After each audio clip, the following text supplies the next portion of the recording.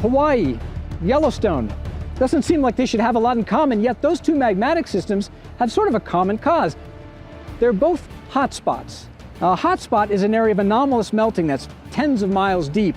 It's fed by a plume of hot material that originates deep within the Earth, but it's relatively fixed, and so as the tectonic plates that make up the Earth's surface move across the hotspot, it creates a chain of volcanoes that get older the farther away you get from this current center of volcanism. So, in Hawaii, there's a chain of seamounts that stretches off to the northwest, old volcanoes.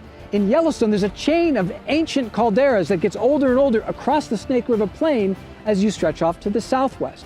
The difference between these places is completely a matter of the crust. In Hawaii, the crust is very thin, dense oceanic crust, and the magma has no problem punching right through. So you get spectacular lava fountains and lava flows, very fluid lava. This is stuff that's sort of a primary composition. It didn't stick around very long to change chemically in the crust. But in Yellowstone, the crust is very thick, continental material, low density, and the magma stalls on the way up. It chemically differentiates, it changes, becomes much stickier and more explosive type of magma.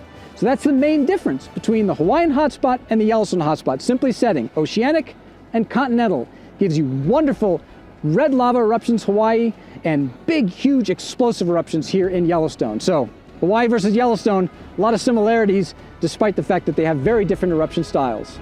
Well, now let's talk about Yellowstone's activity, specifically earthquakes, ground deformation, and geyser activity over the course of the past month.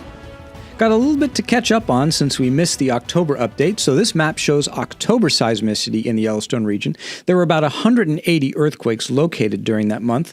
The largest was a magnitude 3.7 in the northwest part of the park, and that was part of a swarm of events that's been ongoing for quite a while, off and on. There was also a swarm to the south of Norris Geyser Basin. Keep your eye on these two swarms because guess what? They're going to pop up again in November. Speaking of November, during the month we had about 250 earthquakes that were located, mostly parts of swarms. There were about 70 earthquakes in that swarm in the northwest part of the park, and about 105 earthquakes in this swarm that occurred to the south of Norris Geyser Basin. The largest was a magnitude 3.2 during the month. Now, this sort of swarm seismicity is pretty common for the Yellowstone area. A lot of water interacting with tectonic faults, so really no surprise. Earthquakes remaining at background levels of activity in the Yellowstone region.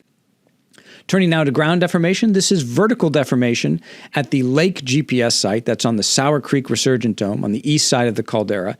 It spans the last 2 years. Downward trends indicate subsidence, and upward trends indicate uplift. Now, every summer since 2015, we've had these summertime disruptions in the subsidence pattern. That's due to groundwater conditions. You can see it here in 2024. Again in 2025, it looked like it was leveling out, but maybe that seasonal signal is not quite over just yet. So we may still be seeing some of that seasonal pause in long-term subsidence. Finally, looking at geyser activity, this is the temperature record for Steamboat Geyser, the tallest geyser in the world at Norris Geyser Basin, starting in October.